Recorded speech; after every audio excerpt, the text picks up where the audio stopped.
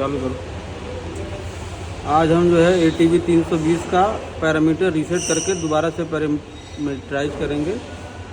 हम दो मूड होंगे इसमें, एक तो पुश बटन के थ्रू हम इंक्रीज डिक्रीज करेंगे और दूसरा हमारा जो है होगा AI3 के थ्रू हम एनालॉग इनपुट देंगे, उसकी सेटिंग्स करेंगे आज। तो हम स्टार्ट करने से पहले हम पहले VFD का पैरामीटर रीसेट करेंगे। उसको रीसेट करने के लिए हमको जाना होगा कॉन्फ़िगरेशन में। कॉन्फ़िगरेशन में जा कर के हमें जाना होगा FCS में। FCS में FRY है पैरामीटर, इसको जा कर के ऑल करना होगा।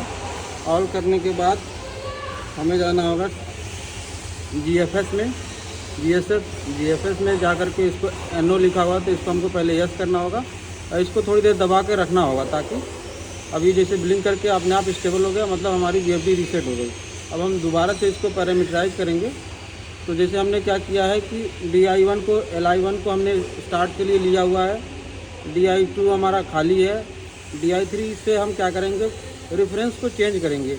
जैसे क्या होगा कि जब हमारा रेफरेंस नहीं आ रहा होगा, DI3 नहीं आ रहा होगा, तो हमारा ये एनालॉग इनपुट के थ्रू लेगा और जैसे ही DI3 हमारा आ जाएगा, इनपुट इसको मिलने लगेगा, तो हमारा ये ऑटोमेटिकली पुश बटन पे शिफ्ट हो जाएगा रेफरेंस इंक्रीज डिक्रीज के माध्यम से। तो इसकी सेटिंग करने के लिए सबसे पहले हमको क्या करना होगा, कंट्रोल पैरामीटर में जाना होगा। इसके कंट्रोल में जाने के लिए हमको जाना होगा कॉन्फ़िगरेशन। कॉन्फ़िगरेशन में हमको जा करके ऑल में जाना होगा। ऑल में जा करके CTL कंट्रोल CTL में जाना होगा। कंट्रोल में हमको फ्रीक्वेंसी रेफरेंस 1 हमको AI3 पे रखना है। तो अभी AI1 पे था, तो हमको इसको AI3 पे करना है। AI3 पे हमने कर दिया। फ्रीक्वेंसी 2 हमको क्या करना है, इंक्रीज डिक्रीज करना है। तो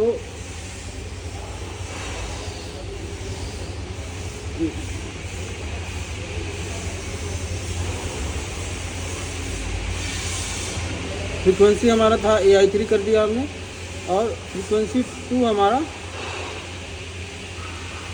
2 को हम इंक्रीज डिक्रीज करना है। तो इंक्रीज डिक्रीज करने के लिए हमको जाना होगा, इसमें सेट करना होगा UPDT।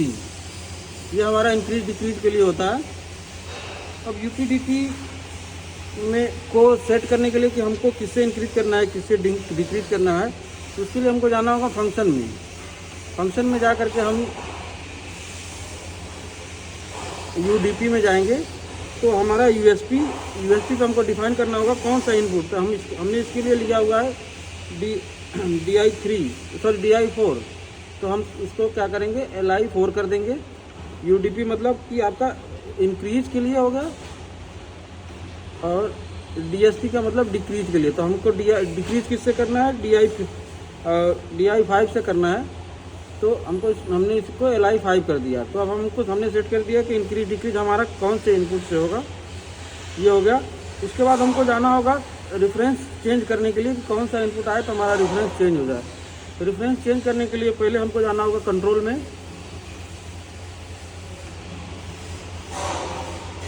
कंट्रोल में जा करके फ्रीक्वेंसी हमारा AI3 है और इसमें हमको जाना होगा RFC में, रेफरेंस चेंज।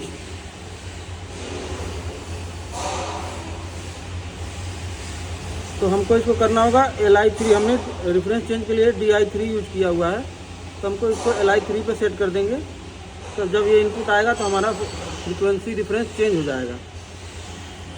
और दूसरा क्या है कि हम इंक्रीज करते हैं जब पावर, नेक्स्ट टाइम जब भी VFD ऑन करते हैं तो रेफरेंस हमारा 0 हो जाता है। तो उसको स्टेबल रखने के लिए क्या करेंगे, रेफरेंस को सेव करने के लिए इसको फंक्शन में ही हमारा आता है पैरामीटर STR।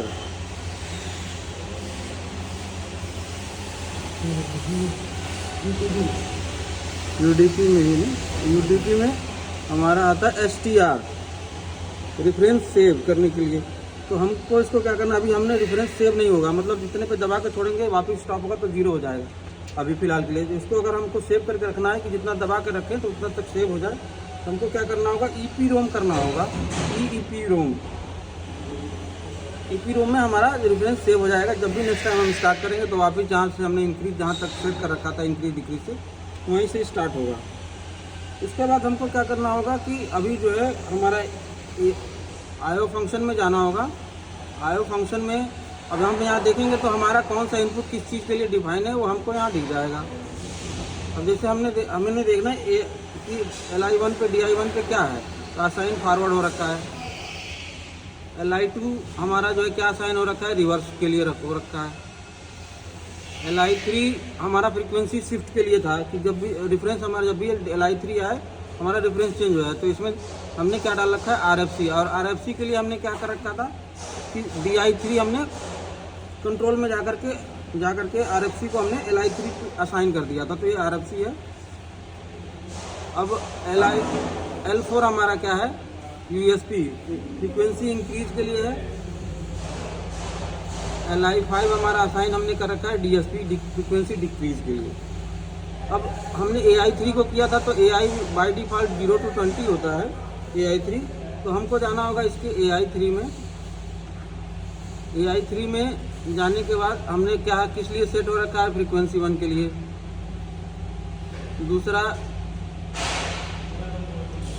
इसका लोअर सेट पॉइंट, लोअर कितना रहेगा, अभी क्या 0 to 20 है, तो हमको 4 to 20 डिफरेंस लेना है, तो हम इसको पहले हमको इसको 4 करना होगा। तो हम इससे बढ़ा करके 4 कर देंगे, ताकि 4 पे रिफरेंस 0 होगा और 20 पे 100% यानी जो भी 50 हर्ट्ज होगा तो 50% आ जाएगा।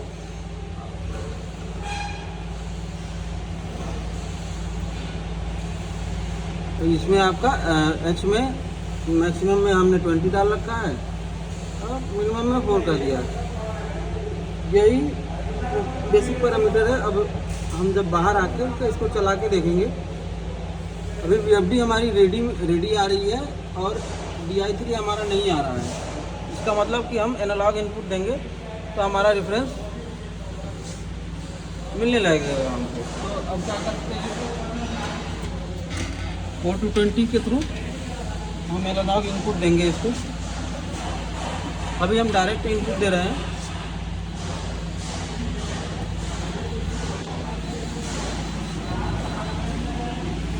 स्टार्ट है क्या? स्टार्ट है कितना है?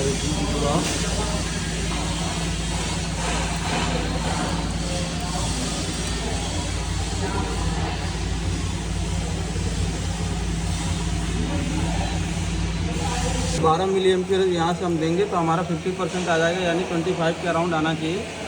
वो आ गया। अब मोटर हमारी चल रही है। स्टार्ट कमांड नहीं है क्या?